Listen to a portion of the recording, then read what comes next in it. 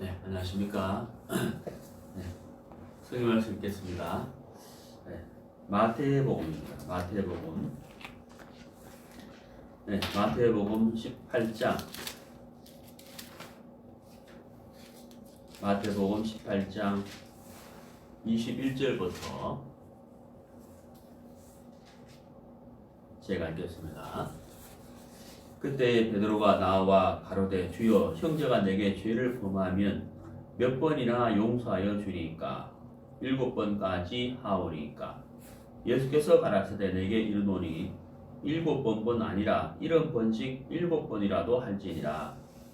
이러므로 천국은 그 종들과 회개하려 하던 어떤 임금과 같으니 회개할 때에 1만 달란트 빚진 자 하나를 데려오매 갚을 것이 없는지라 주인이 명하여 그 몸과 처와 자식들과 모든 소유를 다 팔아 갚게 하라 한데 그 종이 엎드려 절하며 가로되 내게 참으소서 다 갚으리이다 하거늘 그 종의 주인이 불쌍히 여겨 놓아 보내며 그 빚을 탕감하여 주었더니 그 종이 나가서 제게 100데나리온 빚진 동관 하나를 만나 붙들어 목을 잡고 가로되 빚을 갚으라 하매 그 동관이 엎드려 간구하여 가로되 나를 참아 주소서 갚으리이다 하되 허락하지 아니하고 이에 가서 저가 빚을 갚도록 옥에 가두거늘 그 동관들이 그것을 보고 심히 민망하여 주인에게 가서 그 일을 다 고하니 이에 주인이 저를 불러다가 말하되 악한 종아 네가 빌기에 내가 내 빚을 전부 탕감하여 주었거늘 내가 너를 불쌍히 여김과 같이 너도 내 동관을 불쌍히 여김이 마땅치 아니하냐 하고 주인이 노하여 그 빚을 다 갚도록 저를 옥졸들에게 붙이니라. 너희가 각각 중심으로 형제를 용서하지 아니하면 내 천부께서도 너희에게 이와 같이 하시리라. 네, 35절 말씀까지 읽었습니다. 네, 오늘 설교 주제는 불쌍히 여김을 받는 자라고 정해봤습니다. 우리가 이제 그 하나님 앞에서도 그렇고 또 사람과 사람과의 관계에 있어서도 그렇고 사람은 온전하지 못하고 또 연약하고 또 행악의 종자로 태어났기 때문에 죄를 지을 수밖에 없는 그런 존재죠. 특히 하나님 앞에서 우리의 어떤 죄와 허물을 이야기를 한다면은 정말 하나님이 결코 우리를 용서할 수 없는 반드시 불못으로 떨어져야 하는 것이 우리 인생이죠. 정말 우리는 너무 죄가 많고 또 허물이 많고 또 하나님을 믿는다고 말하고 또 그렇게 살면서도 하나님을 배반하는 또 하나님을 떠나는 또 하나님의 이름을 욕되게 하는 그런 삶을 사는 것이 우리 인생입니다. 우리가 이제 구원을 받고 신앙생활을 잘 이렇게 하다가도 우리가 넘어질 수 있는 사람이기 때문에 우리의 행위가 우리의 어떤 열심히 하나님을 기쁘시게 할 수 있다 할지라도 그것이 온전하게 한 번도 하나님을 마음을 아프게 하지 않고 할 수 있다라고 자신 있게 말할 수 있는 사람은 아마도 없을 겁니다. 그래서 우리가 하나님 앞에 선다는 것과 또 하나님과 화목한 삶을 산다는 것과 또 신앙생활을 잘 한다는 이런 모든 부분들에 있어서는 우리 어떤 온전한 행위로서 되는 것이 아니고 하나님의 은혜와 긍휼이 아니면 결코 할 수 없다 하는 것을 말씀드릴 수가 있고 제가 제 자신을 봐서라도 정말 하나님의 은혜와 긍휼이 아니면 하나님 앞에 설 수 없다 하는 것을 알 수가 있습니다. 그래서 우리가 하나님과의 그 관계가 시작이 되고 또 하나님과 동행하는 것도 지속적으로 이어질 수 있는 이런 모든 것은 하나님이 우리를 불쌍히 여겨 주셔야 된다고 하는 것이고 우리는 하나님의 하나님에게 불쌍히 여김을 입어야 한다 하는 것을 말씀드릴 수가 있습니다. 자, 우리가 이제 참 이 은혜를 입는다, 또 불쌍히 여김을 입는다 하는 것은 정말 우리 인생에게 참 복된 것이죠. 왜냐하면 우리가 가지고 있는 그 죄성이 우리를 계속해서 죄를 짓도록 만들죠. 하지만 우리가 구원을 받았기 때문에 성령께서 우리 안에 계셔서 그것을 막아주고 이기게 해주는 것은 또 사실입니다. 하지만 우리가 믿음이 없고 또 신앙생활을 제대로 하지 아니할 때는 우리가 죄의 유혹으로 넘어질 수 있는 것이 바로 우리 사람이거든요. 구원받아 탈지라도. 그래서 우리가 하나님의 그 긍휼과 은혜를 입지 아니하고서는 정말 이 신앙생활뿐만 아니라 삶도 제대로 살 수 없는 존재다 하는 것을 하나님 앞에 시인할 수밖에 없습니다. 우리가 정말 그 수많은 죄를 지었지만 그렇게 많은 죄를 지었지만 구원을 받을 수 있었던 것도 하나님의 은혜고, 하나님 우리를 불쌍히 여겼기 때문에 그러한 것이고, 또 구원을 받고 나서 지금까지 신앙을 할 수 있었던 것과 인생을 살 수 있었던 것 또한 하나님이 우리를 불쌍히 여겼기 때문에 가능했다고 하는 것이거든요. 그래서 우리가 불쌍히 여김을 입는다고 하는 것은 정말 아름답고 복된 것이고, 하나님이 우리를 불쌍히 여겨 주신다고 하는 것은 우리가 정말 이 복을 입은 것이다 하는 사실인 거죠. 자, 그런데 하나님은 모든 사람에게 은혜를 베푸시고 모든 사람을 긍휼히 여기시는 것이 하나님이십니다. 하지만 하나님의 그 사랑과 은혜와 긍휼을 그 인생에게 임해서 그 인생의 마음에 이루어지고 삶 속에서 나타나지는 것은 모든 사람에게 되는 건 또 아니라는 거예요. 그렇잖아요. 그래서 우리가 하나님이 우리를 사랑하시고 긍휼히 여기시고 불쌍히 여기시는 것은 너무나 분명한 사실이지만 그것이 우리 마음과 우리의 삶 속에서 나타나는 것을 우리가 어떻게 해야 실제적으로 나타날 것인가 하는 것을 같이 한번 생각해 보려고 하거든요. 오늘 읽은 이 본문의 내용을 이렇게 보면은 베드로가 예수님께 질문을 했는데 그 질문에 대한 답을 예수님께서 하시면서 예를 들었어요. 예를 들었는데, 자, 거기 보면 23절에 천국은 이렇게 되어 있습니다. 천국은, 이것은 뭐예요? 하나님의 마음을 말씀하시는 것이죠. 하나님은 이러하신 분이다, 이런 뜻이잖아요. 자, 천국은 그 종들과 회개하려 하던 어떤 임금과 같으니, 회개할 때에 1만 달란트 빚진 자 하나를 데려오매 갚을 것이 없는지라 주인이 명하여 그 몸과 처와 자식들과 모든 소유를 다 팔아 갚게 하라 한대. 자, 어떤 주인이 있는데 이 주인이 돈을 사람들에게 빌려준 거예요. 종들에게. 자, 이 종들은 주인에게 돈을 받아서 빌려서 그 돈을 가지고 이제 뭐 사업을 하든지 이 돈을 가지고 잘 살아야 되는데, 여기 이제 한 종이 주인에게 빚진 돈을 이제 갚아야 되는데 갚을 수 없는 상황이 됐어요. 거기 25절을 보면 갚을 것이 없는지라 이렇게 되어 있죠. 갚을 상황이 안 됐다는 거예요. 자, 그때 이제 주인이 그러면 너의 몸과 너의 처와 자식들과 모든 소유를 다 팔아서 갚아라 라고 했다는 거예요.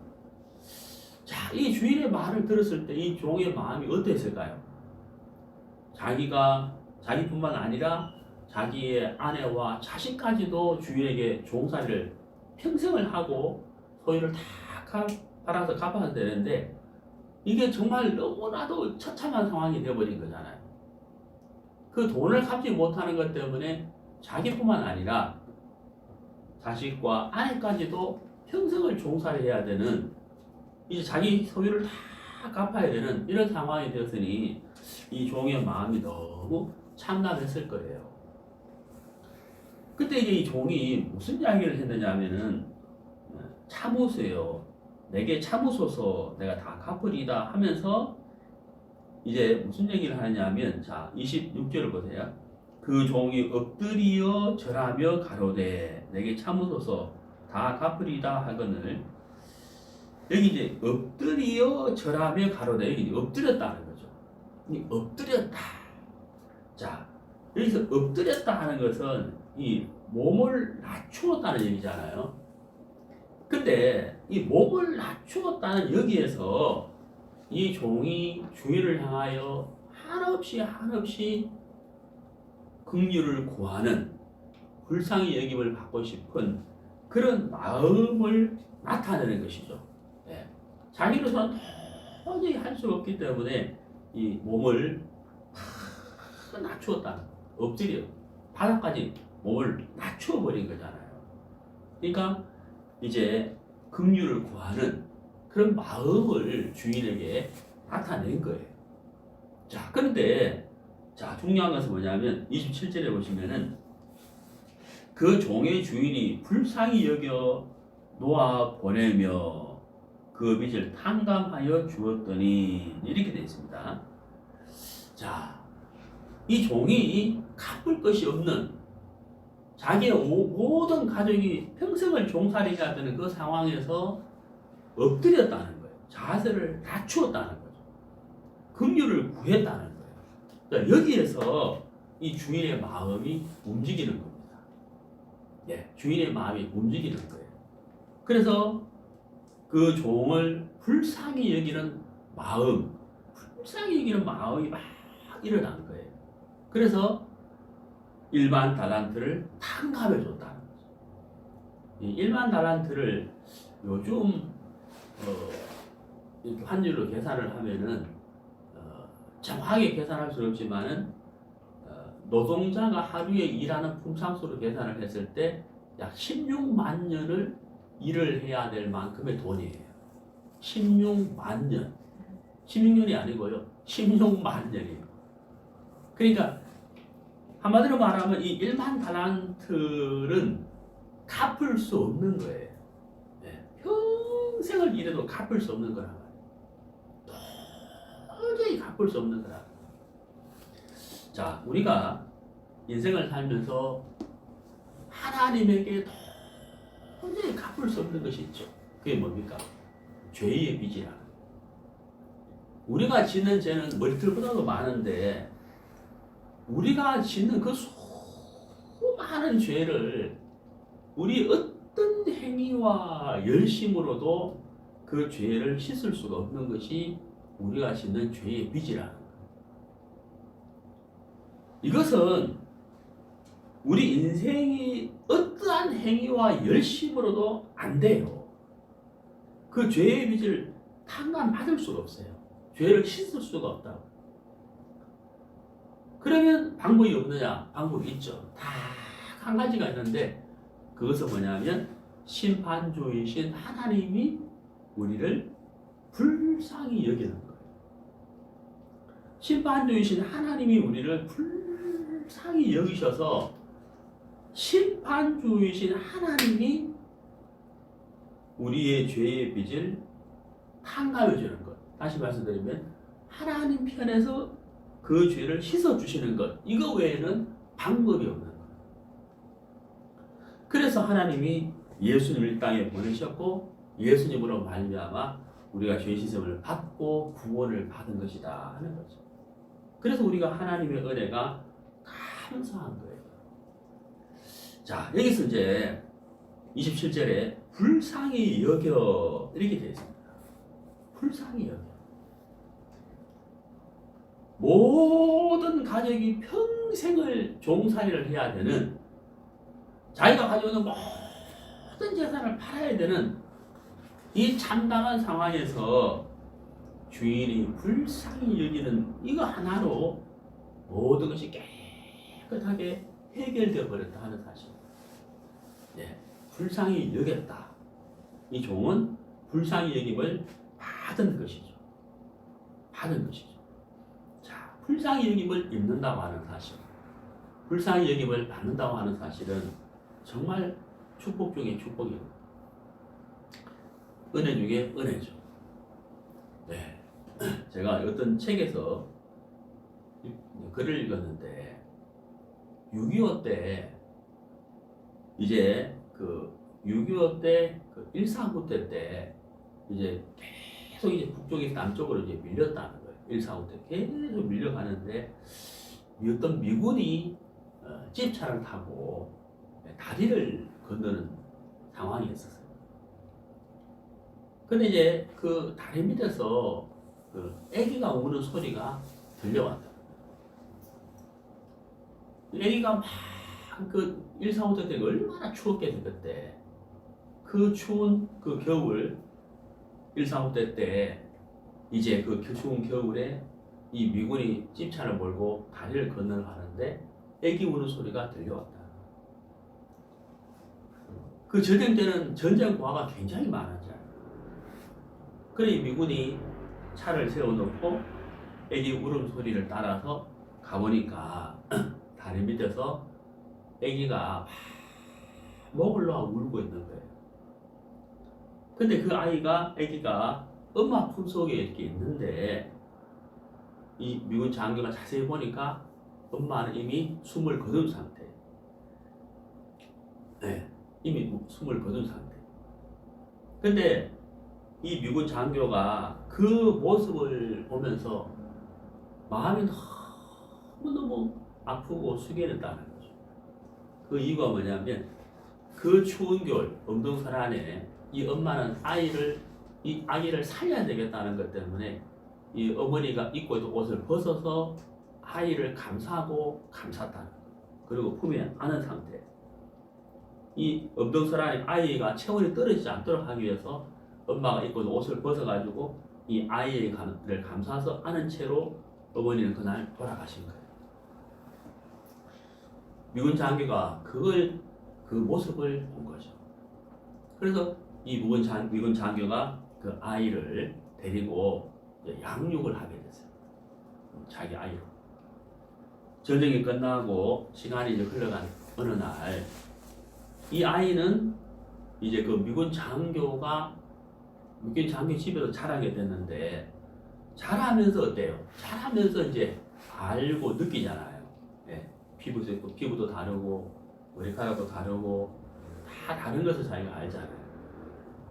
이 아이가 자란 어느 날, 이 미군 장교, 아버지 엄마가 어떻게 해서 이 아들을 기르게 되는지, 자식을 기르게 되는지를 과정을 이제 설명을 하게 됐다.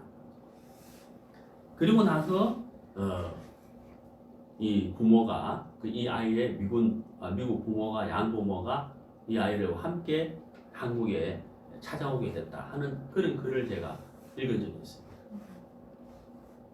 그때 이 미군 장교가 그 어머니를 이제 그 양지 바른 곳에 이렇게 묻어 주었는데 거기를 찾아와서 이제 이 미군 장교가 그 아이가 그 무덤 앞에 서게 된 거예요.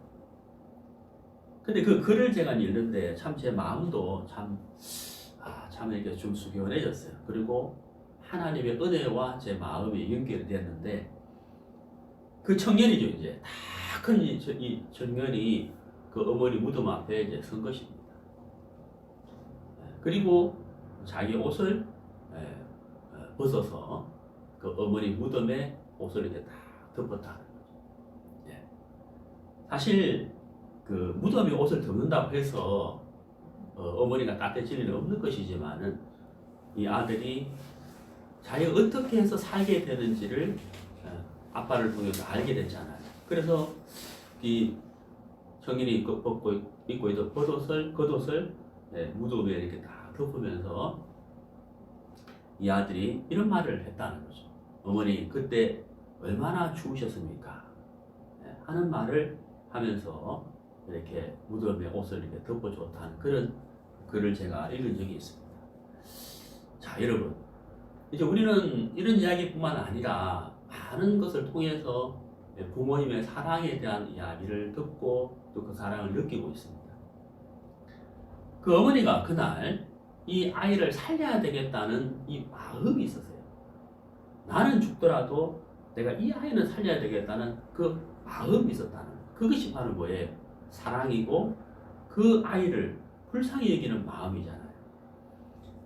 그 불쌍히 여기는 마음, 이 아이를 내가 살려야 되겠다는 그 마음이 바로 그 아이를 어머니는 살렸다는 거죠. 어머니는 죽었지만 아이는 살린 거예요.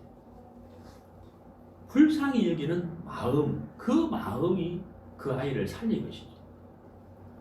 여기 이 종이 자기뿐만 아니라 자기 가족이 평생을 주인에게 종살이를 해야 되는데 아무것도 갚을 수 있는 것이 없었기 때문에 이 종은 엎드렸다는 거예요. 자세를 낮추고 마음을 낮추고 엎드렸다는 거예요. 엎드렸다는 그때 이 주인의 마음이 움직여진 거죠. 불쌍히 여기는 마음이 그 종에게 흘러간 거예요. 불쌍히 여기는 마음.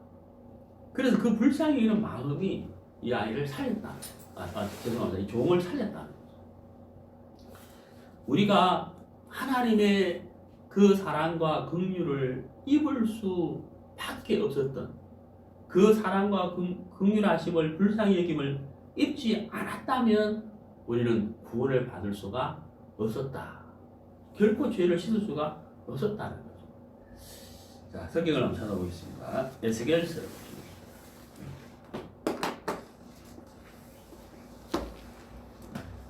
에스겔서 16장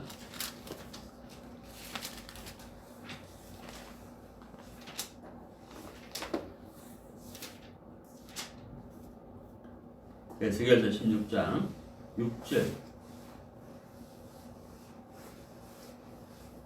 6절 내가 내 곁으로 지나갈 때에 내가 피투성이가 되어 발짓하는 것을 보고 내게 이르기를 너는 피투성이라도 살라.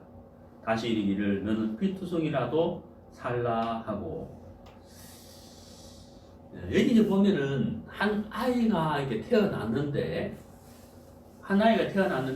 그 사진을 보면은 배꼽줄을 자르지 않고 그 다음에 물로 씻지도 않고 소금을 뿌리지도 않았다. 이렇게 표현이 되어 있잖아요.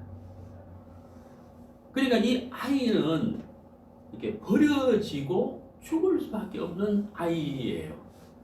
예. 그런데 6절을 보면 내가 내 곁으로 지나갈 때에 네가 피투성이가 되어 발짓하는 것을 보고 이르기를 너는 피투성이라도 살라. 여기 이제 살라 이런데 여기서 이 살라 이 말은 무슨 말이냐면 내가 너를 살리겠다 이런 뜻이거든. 내가 너를 살리겠다. 자, 역사적으로 볼 때 이스라엘 백성들이 애굽에 종살이를 했어요. 그래서 그 애굽의 압제 밑에서 고통하며 실험하며 살았다는 거죠. 자, 하나님이 그 애굽의 압제에서 종살이하는 이스라엘 백성들을 불쌍히 여기셔서 모세를 보내셨고 애굽에서 건져내는 일을 하셨어요. 또 이스라엘 백성들이 바벨론의 포로 생활을 하면서 그들은 고통 가운데 살았어요.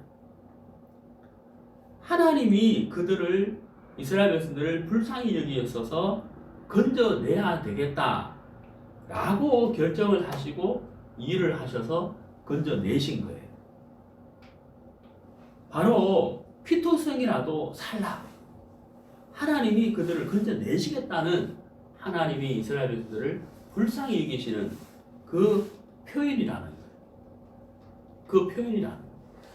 그런 것처럼 우리 인생이 하나님 앞에 정말 피투성이와 같은 그런 존재.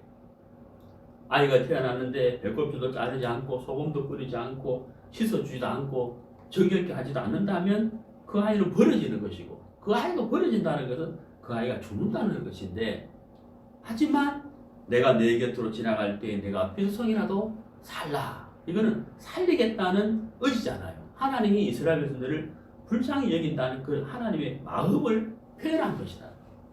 그것이 아니었다면 이 아이는 죽는 것처럼 이스라엘 백성들은 애굽에서 벗어날 수 없는 것이고 우리는 죄에서 벗어날 수가 없는 것이다 하는 것이죠.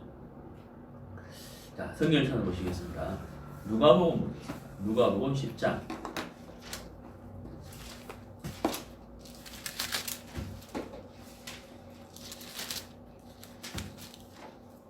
누가복음 10장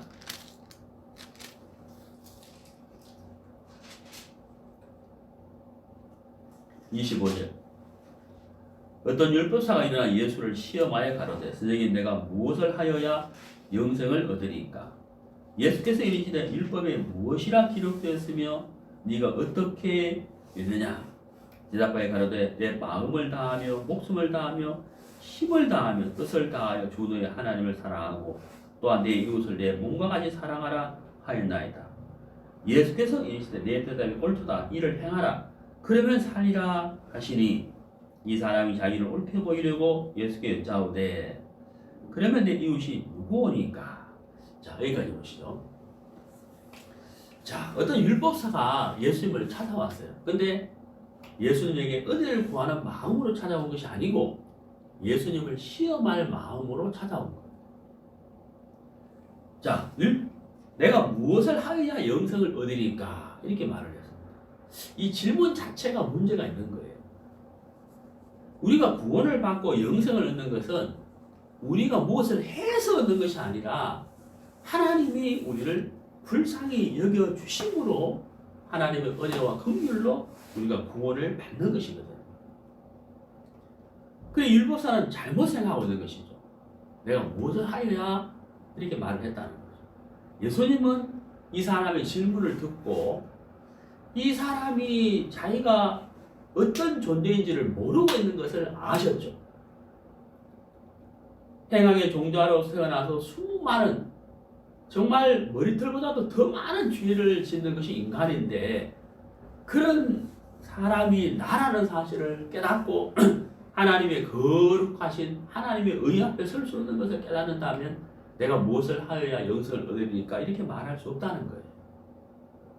예수님은 이 사람이 자기를 모르고 있다는 사실을 아신 것이죠. 그래서 예수님이 율법에 무엇이라 기록되었으며 네가 어떻게 읽느냐라고 질문을 했어요. 여기 이제 중요한 게 뭐냐면 어떻게 읽느냐. 어떻게 읽느냐. 사람의 마음에 따라서 이 읽는 것이 달라져요. 네가 어떻게 읽느냐. 어떻게 읽느냐. 율법사는 어때요? 자기를 옳게 보이려는 마음이 있었기 때문에 자기 행위를 자기를 믿는 사람이었기 때문에 율법을 읽을 때 어떻게 읽었겠어요? 내가 지켜야지 이것도 지켜야지 이것도 지켜야지 열심히 해야 되겠는데 이렇게 읽었을 거라고. 오늘 읽은 본문에 그 종이 갚을 것이 없는지라 그런 것처럼 나는 너무나도 추하고 나는 너무나도 악하고 내가 죄를 이기려고 하지만 죄를 이길 수가 없고 죄에서 벗어날 수 없는 그런 자기를 발견을 했다면 율법을 읽을 때 어떻게 읽었을까요? 나는 도저히 이것을 지킬 수 없어. 나는 도저히 율법을 지킬 수 없어. 나로서는 안 되는구나. 이렇게 읽겠죠. 하지만 율법사는 그렇게 읽지 않았다는 거죠. 자기를 믿는 사람이었기 때문에. 그래서 네가 어떻게 읽느냐라고 했을 때 이 율법사가 대답을 합니다. 마음을 다하여 힘을 다하여 목숨을 다하여 뜻을 다하여 주 너의 하나님을 사랑하고 네 이웃을 사랑하라. 근데 여러분 율법사가 대답한 이 말에서 두 가지인데요. 첫 번째는 하나님을 사랑하는 것이고 두 번째는 이웃을 사랑하는 건데 율법 613가지가 이 두 가지에 사실 함축되어 있는 거예요. 이 두 가지를 지킬 수 있다면 율법을 지킬 수 있다고 하는 그런 의미예요. 근데 문제는 뭐예요? 마음을 다하여 뜻을 다하여 힘을 다하여 그 다음 뭐예요? 목숨을 다하여 하나님을 사랑하고 이렇게 되잖아요. 그 다음 또 뭐예요? 이웃을 누구처럼? 내 몸처럼 사랑하라. 여러분 이렇게 이 말씀대로 살 수 있는 사람이 과연 있을까요? 네? 과연 있겠냐고요. 이 사람이 이렇게 대답을 하니까 예수님 이 대답에 옳다, 옳다, 그럼 행하라 이렇게 말씀하셨다고. 이게 행하라는 뜻이 아니고 예수님이 말씀하신 의도가 뭐냐면 너는 그렇게 살 수 없는 사람이니 해보고 깨달으라 이런 뜻이거든. 그런데 29절을 보시면은 이 사람이 자기를 그 다음 뭐라 되어 있어요? 옳게 보이려고 이렇게 되어 있다. 여러분 이게 문제 아니에요. 여러분 어떻습니까? 하나님 앞에 나를 옳게 보이려고 하는 사람이 과연 하나님의 불쌍히 여김을 받을 수가 있겠냐고요. 오늘 읽은 본문에 보세요. 갚을 것이 없는지라. 그럼 그 다음 이 사람이 어떻게 했어요? 자세를 딱 낮추었다는 거예요. 자세를 낮추었다는 거예요. 몸과 마음을 낮추었다는 거예요. 그때 어때요? 주인의 불쌍히 여김을 받았다는 거예요.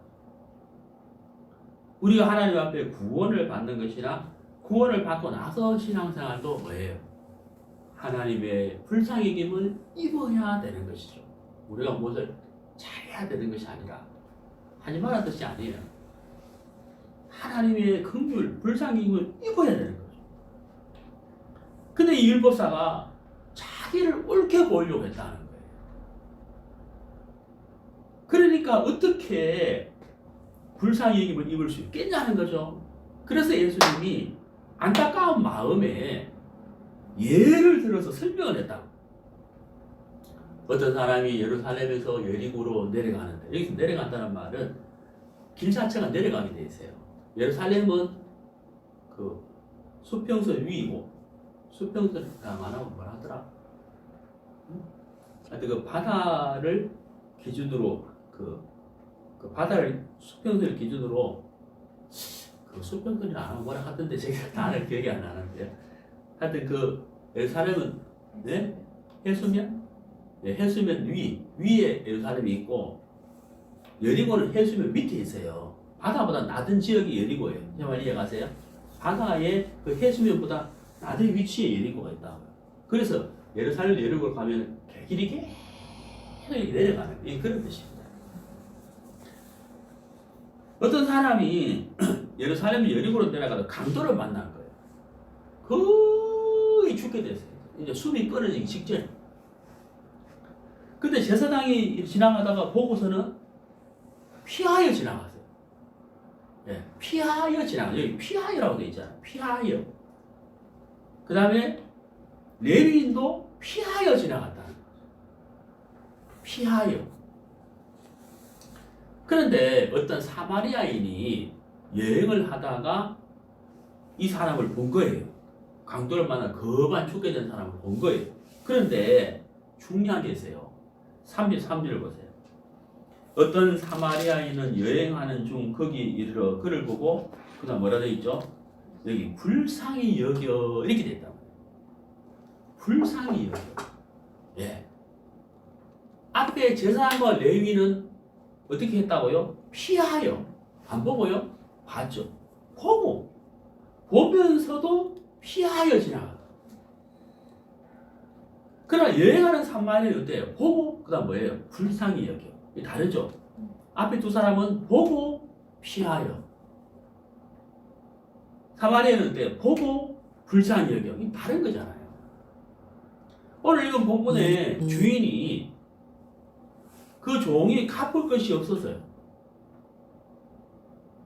그 종이 주인 앞에 바싹 엎드렸어요. 바싹 엎드렸을 때 불쌍히 여겼다. 불쌍히 여겼다.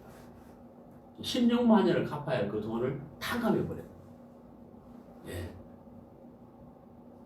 자, 예루살렘에서 여리고로 내려가다 강도를 만나서 거반 죽게 된 이 사람은 살 수 없어요. 왜? 피하여 지나가는 사람들만 만나면 어떻게 되세요? 죽는 거예요, 이 사람. 이 사람의 생명을 건질 수 없다는 거예요.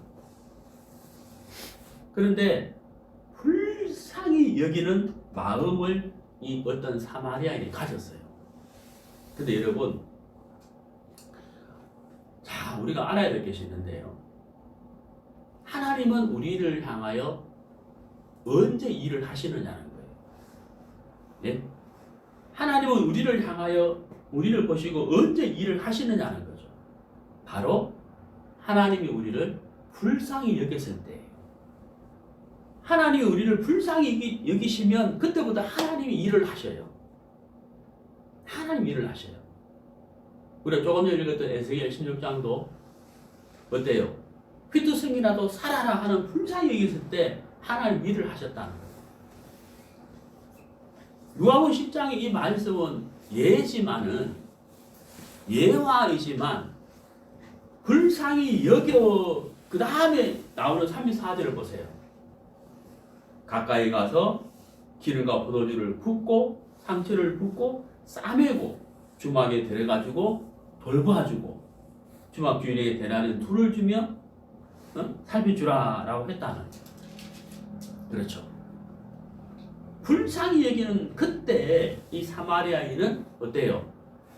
강도 만나 그만 죽은 자를 향하여 일을 하기 시작했다. 도와줬다. 예수님께서 이 말씀을 율법사에게 왜 하셨겠어요?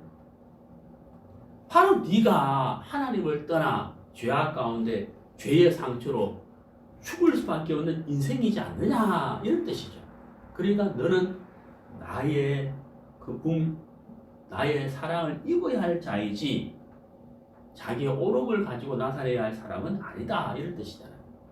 네가 나의 불쌍히 여김을 입어야만 네가 구원을 받고 영생을 얻을 수 있는 것이다 그런 뜻이죠. 예.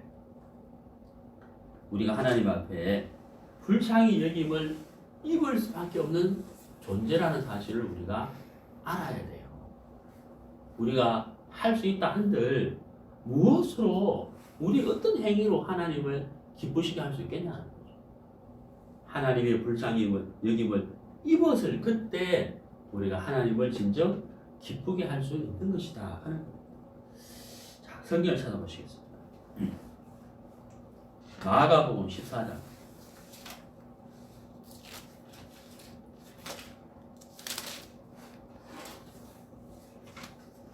마가복음 14장 29절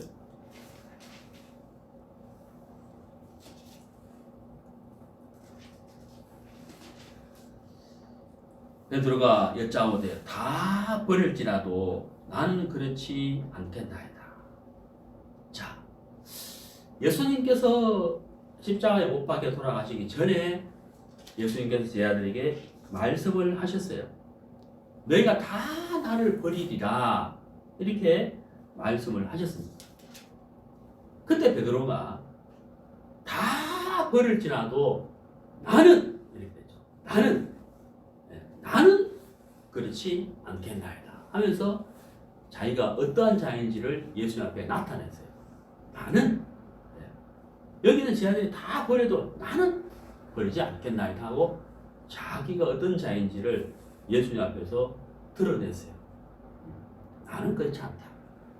나는 절대 예수를 버리지 않는다 라고 자신 있게 이야기를 했습니다. 예수님께서 다시 말씀하셨죠. 내가 진실로 네게 이르노니 오늘 밤 닭이 2번 울기 전에 네가 나를 세 번 나를 부인하리라 라고 했습니다. 한 번 더 이야기했어요. 너는 또 나를 버릴 것이다. 자세히 설명했죠. 닭이 2번 울기 전에 네가 3번 나를 부인한다 라고 말을 했는데 베드로가 조금 전에 말한 것보다 더 힘있게 말했어요. 네? 힘있게. 그렇죠. 힘있게. 31절에 그래 됐죠. 힘있게. 내가 주와 함께 죽을지언정 주를 부인하지 않겠나이다 라고 말하니까 제자들도 그렇게 말을 한 거예요. 여기 힘있게 이렇게 말했다. 여러분, 베드로가 힘있게 말했다는 것은 무슨 말이에요? 자신이 있었다는 거예요. 다 버려도 나는 버리지 않는다는 자신만만한 그런 자기 베드로의 의지를 나타낸 것이죠. 여러분, 여기서 우리가 어떤 문제가 있는지를 생각해 봅시다. 첫 번째는 어떤 문제가 있습니까? 베드로는 예수의 말씀을 안 믿었다는 거예요. 예수님이 버린다 하면 뭐예요? 버리는 거예요. 왜? 예수의 말씀은 진리잖아요. 예수님께서 버린다 하면 버리는 건데 베드로가 첫 번째 문제가 뭐예요? 말씀을 안 믿어요. 예수님 말씀을 안 믿는다. 두 번째는 뭐예요? 조금 전에 누가복음 10장의 율법사처럼 자기를 옳게 보이는 마음. 자기를 옳게 보이는 마음. 예수님이 말씀하시기를 우리가 다 예수를 버린다고 하셨는데 그럼 우리가 어떻게 해야 됩니까? 우리가 어찌 해야 될까요?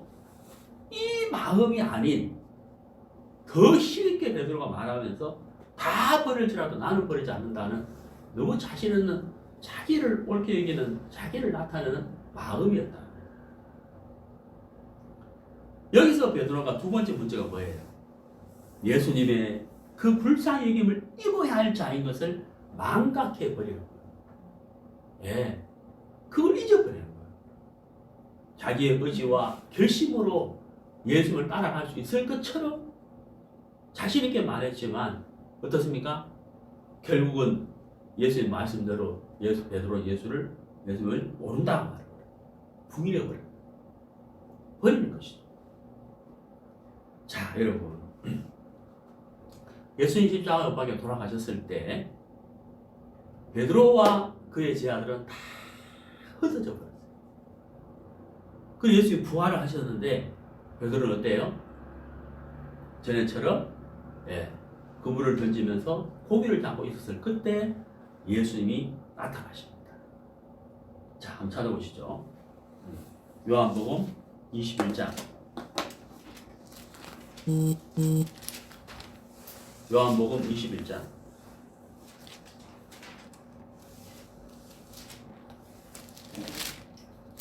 1절. 그 후에 예수께서 디베라 바다에서 또 제자들에게 자기를 나타내셨으니 나타내신 일이 이러하니라. 자, 여기서 자기를 나타내셨다 이렇게 되어 있죠. 자기를 나타내셨다. 무슨 말이에요? 예수님은 제자들에게 자기를 보이셨다. 제자들에게 찾아오신 거예요. 제자들을 찾아오신 거예요. 여러분, 제자들과 베드로는 예수님을 버렸죠. 베드로가 힘있게 말하면서 나는 절대로 버리지 않는다 그렇게 말했지만 베드로 버렸잖아요. 예수님은 베드로를 버렸습니까? 안 버렸습니까? 예수님은 베드로를 버리지 않았어요. 찾아오신 거예요. 찾아오신 거예요. 그리고 예수님은 제자들에게 복음을 맡기셨다. 여러분, 우리가 여기서 무엇을 할 수가 있습니까? 베드로의 그 강한 의지와 결심이 예수님을 안 버린 게 아니라 예수님을 버렸고 예수님이 부활하셨다는 것을 믿지 않았고 예수를 찾아가지도 않았어요. 베드로의 그 강한 의지와 결심이 베드로를 그렇게 만들었다. 무슨 말입니까? 인간의 각오와 결심은 믿을 수 없다 이 말이에요. 믿을 수 없다. 한마디로 말하면 신실하지 않다 이 말이에요. 그러나 예수님은 베드로를 버리지 않았어요. 찾아가셨을 뿐만 아니라 너무나도 귀한 이 복음을 베드로와 제자들에게 맡기셨다. 그러니까 어떻습니까?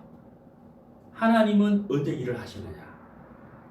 우리를 불쌍히 여기실 그때 하나님이 일을 하신다는 거죠. 자, 찾아보시죠. 마가복음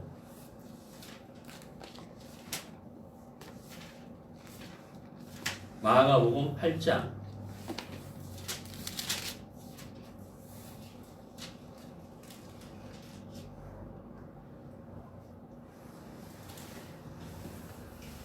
마가복음 8장 2절. 내가 무리를 불쌍히 여기노라. 자, 보세요. 내가 무리를 불쌍히 여기노라. 이렇게 돼 있죠. 제가 조금 전에 말씀드렸잖아요. 하나님이 우리 인생을 불쌍히 여기시니까 하나님이 일을 하신다 그랬잖아요. 내가 무리를 불쌍히 여기노라. 저희가 나와 함께 있은지 이미 사흘임에 먹을 것이 없도다. 예수님이 우리를 불쌍히 여기시고 나니까, 불쌍히 여기시니까 예수님이 어때요? 일을 하시죠. 그 많은 무리를 먹이시는 일을 하셨다는 거죠. 우리가 너무 잘 아는 말씀, 요한복음 3장 16절. 하나님이 세상을 이처럼 사랑하사. 그렇죠. 사랑하신 다음에 뭐 어떻게 했다는 얘기예요? 하나님 이 세상을 이처럼 사랑하사. 그 다음 뭐라 되죠? 독생자를 주셨어요. 그렇죠. 하나님이 우리를 사랑하시고 하나님이 우리를 불쌍히 여기시는 게 어때요? 하나님이 일을 하신다. 일을 하신다. 네. 자, 성경을 찾아보시겠습니다.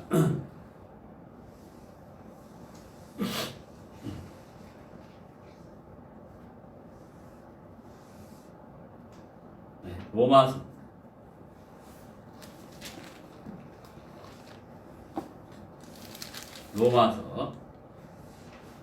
5장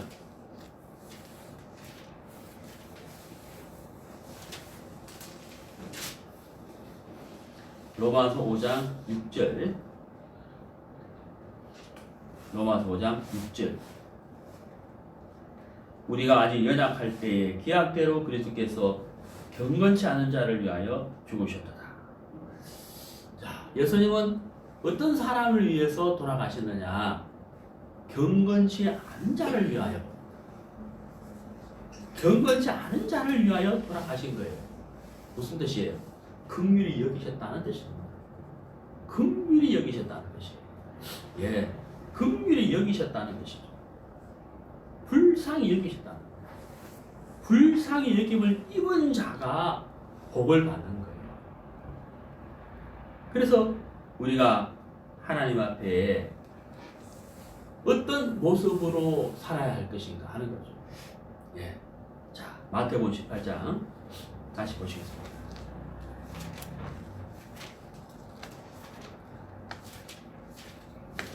마태복음 18장 26절.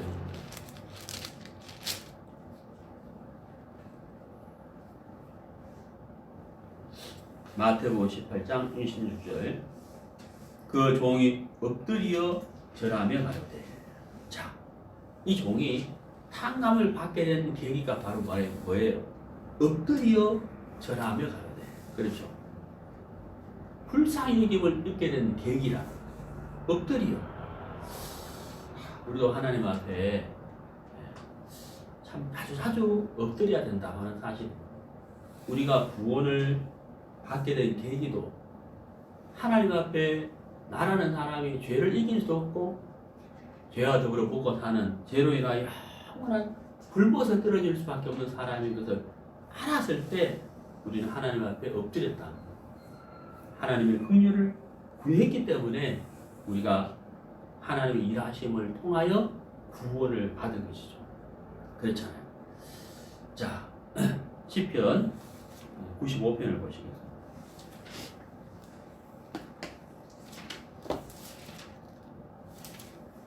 시편 95편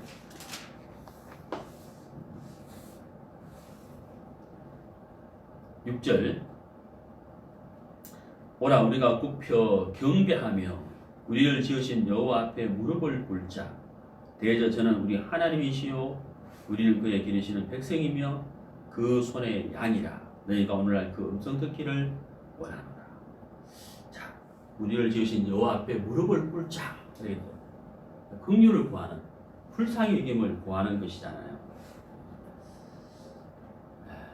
오늘 읽은 이 본문에 이 종이 주인 앞에 엎드려서 불쌍히 여김을 입어서 빚을 탕감을 받았는데, 이 친구가, 이 종이 이제 길을 가다가 탕감을 받고 길을 갔어요. 길을 가게 됐는데, 그렇게 빚이 많은 사람이 어떤 사람에게 100데나리온을 빌려줬어요. 100데나리온. 그 사람을 만난 거예요. 지금 탕감을 받고 막 너무 감사한 마음으로 가야 되는데, 자기에게 100데나리온 빚진 사람을 만났을 때 이 사람의 마음이 확 바뀌어버립니다. 태도가 완전히 바뀌어버립니다. 그 사람의 목을 잡고 목을 쪼면서 멱살을 잡고 막 흔들면서 왜 돈을 갚지 않느냐 하면서 이제 화를 내는 거죠. 네. 자, 여러분 여기서 이제 우리가 생각해 볼 것이 있는데요. 사람의 마음은 변하잖아요. 사람의 마음은 변하는데 내가 내 마음도 변하기 때문에 내가 나를 어떻게 할 줄 몰라요. 그런데 내가 내 마음이 감사한 마음으로 있다가도 이 감사한 마음이 깨져가지고 오히려 원망과 불평하는 마음으로 갈 수가 있어요. 사람이기 때문에. 특히 우리는 행악의 종자로 태어났기 때문에 죄의 습성을 갖고 있기 때문에 이 사람이 이 종이 길을 가다가 자기에게 100대는 빚진 자를 보고 멱살을 잡고 막 화를 내면서 막 돈을 갚으라 그러잖아요.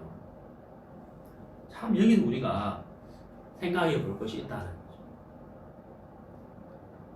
분명히 16만 년을 갚아야 할 그 1만 달란트 어마어마한 돈을 상금을 받았는데 왜 이 사람 마음이 그 감사한 마음이 깨어져 버렸냐 하는 거예요.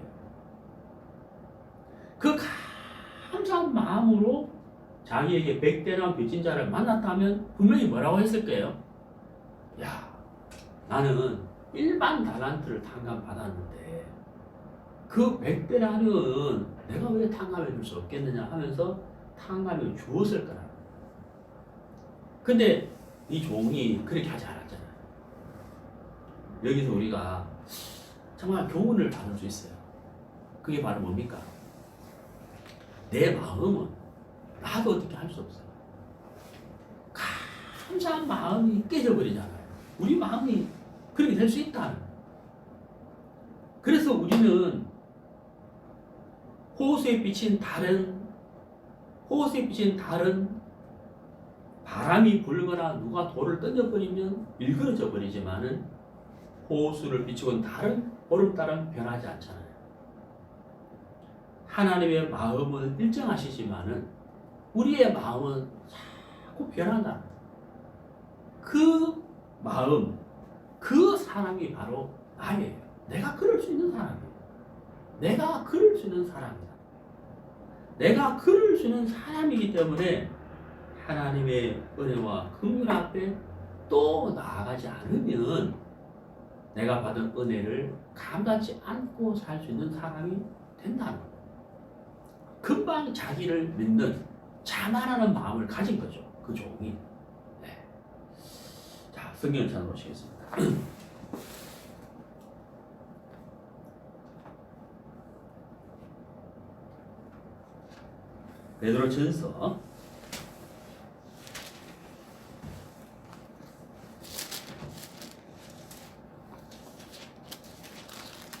베드로전서 3장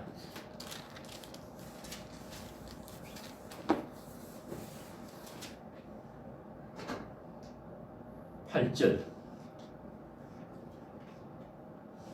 마지막으로 말하노니 너희가 다 마음을 같이하여 체휼하며 형제를 사랑하며 불쌍히 여기며 겸손하며 악을 악으로 욕을 욕으로 갚지 말고 도리어 복을 빌라. 이를 위하여 너희가 부르심을 입었으니 이는 복을 유업으로 받게 하려 하심이라. 내가 어떠한 자인가 하는 사실을 우리가 늘 생각하고 깨닫게 된다면 100대나 빚진 자를 향하여 멱살을 잡지 않겠죠. 화를 내지 않았겠죠. 내가 하나님의 은혜를 입은 사람이다 하는 사실을 우리가 잊어서는 안 되는 거예요. 도저히 갚을 수 없는 은혜를 내가 입은 사람이다 하는 사실을 우리가 잊어서는 안 된다고 하는 사실이죠. 자, 누가복음을 보시겠습니다.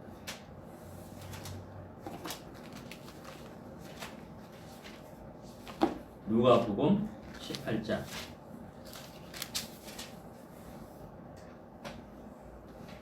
누가복음 18장 13절 세리는 멀리 서서 감히 눈을 들어 하늘을 우러러보지도 못하고 다만 가슴을 치며 가로되 하나님이여 불쌍히 여기옵소서 나는 죄인으로소이다 하였느니라. 여기 이제 13절에 멀리라는 단어가 있죠. 멀리. 이게 무슨 뜻입니까?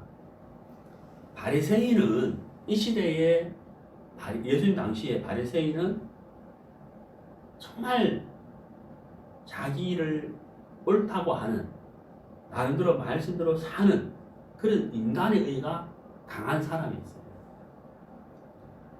인간의 의를 나타내는 사람인데 이 바리새인이 봤을 때 세리는 사람이 아니었어요. 네, 이 사람이 아니에요. 로마의 식민지로 살면서 자기 백성들에게 세금을 거두어서 착복을 하는 그런 사람이었기 때문에 바리새인이 볼 때는 세리는 사람이 아닌 거예요. 사람 취급을 안 했다. 그러니까 세리는 그 사실을 알기 때문에 바리새인 곁에 가까이 갈 수가 없는 거예요.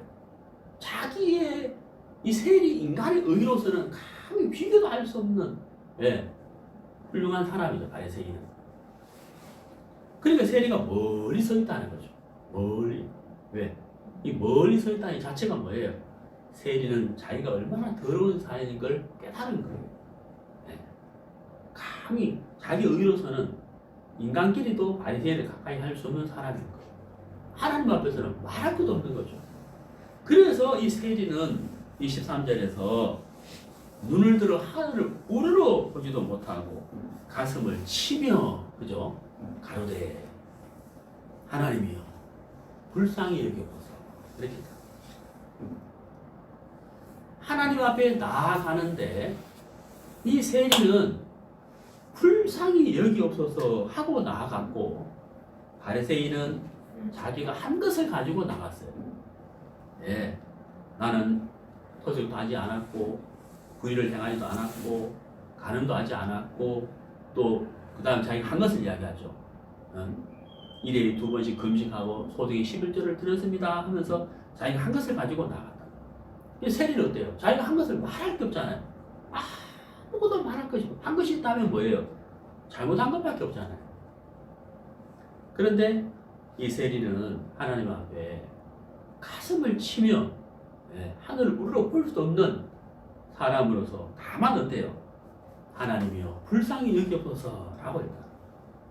근데 참 놀라운 게 뭐냐면 오늘 읽은 본문처럼 자세를 낮추고 불쌍히 여기십시오라고 했을 때 주인에게 탕감을 받은 것처럼 이 세리는 자기의 그 죄와 허물을 탕감받아버려요. 하나님에게. 그래서 죄인으로 올라갔다가 의인으로 내려온 거예요. 탕감을 받아버려요. 자, 그래서 자 우리가요 이렇게 하나님에게 불쌍히 여김을 입는다고 하는 것은 정말 복을 받는 것이고 또 그때 하나님이 일을 하시는 거죠. 그때 하나님이 일을 하신다. 우리가 한 번 하나님에게 불쌍히 여김을 받아야 되는 것이 아니라 우리가 주님 앞에서는 그날까지 계속해서 우리는 불쌍히 여김을 입어야 할 자인데 우리가 그 사실을 망각해 버린다면은 길을 가다가 자기에게 백단의 빚진자를 향하여 멱살을 잡고 화를 내는 사람처럼 우리도 그럴 수 있는 사람이다 하는 것이죠. 나도 그럴 수 있는 사람이라는 것을 우리가 인식하고 하나님 앞에 늘 불쌍히 여김을 입는 사람이 되어야 한다 하는 것이죠. 자, 마태복음 18장 33절을 보시겠습니다.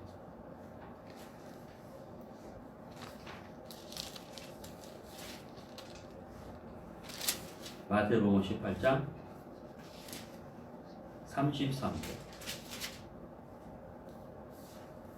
내가 너를 불쌍히 여김과 같이 너도 내 동간을 불쌍히 여김이 마땅치 아니하냐 하고 주인이 노하여 그 빚을 다 갚도록 저를 옥돌들에게 붙이리라. 너희가 각각 중심으로 너희를 용서하지 아니하면 내 천부께서도 너희에게 이와 같이 하시리라. 우리가 이 복음을 전하고 싶은 마음이 일어나요. 복음을 전하고 싶은 마음이 일어나는 이유는 내가 하나님께 받은 사랑이 너무 크기 때문에 이 사랑을 좀 나타내고 싶은 거죠. 네. 그런데 내가 받은 사랑이 내 마음에 젖어있지 않으면 내가 전도하고 싶지 않아요. 예. 그것이 바로 여기 말씀처럼 내가 너를 불쌍히 여긴 것 같이 너도 내 동반을 불쌍히 여김이 마땅치 아니하냐 하는 그 말씀입니다. 그러므로 내가 다른 사람을 불쌍히 여긴다는 것은 내가 받은 사랑에 우리 마음이 젖어 있을 때, 그 사랑 앞에 나는 어떤 사람인지를 발견할 때 우리도 다른 사람을 불쌍히 여기는 마음이 일어나는 것이죠. 그게 사랑이죠. 자, 오늘 이 빚진 자가 1만 달란트 빚진 자가 1만 달란트를 어떻게 탕감을 받았느냐, 도저히 갚을 수 없는 그것은 불쌍히 여김을 입었기 때문이다. 하나님은 이 말씀을 통하여 불쌍히 입은 자라는 사실을 잊지 말라는 것을 우리에게 가르치는 것입니다. 우리가 그 사실을 알 때 내가 다른 사람도 불쌍히 여길 수가 있는 것이고, 내가 그 사람에게 하나님의 사랑을 나타낼 수가 있다고 하는 사실입니다. 네.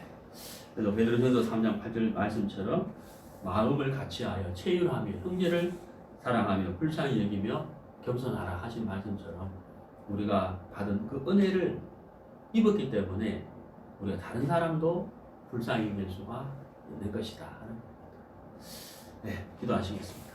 네, 오늘 말씀 여기까지 하겠습니다.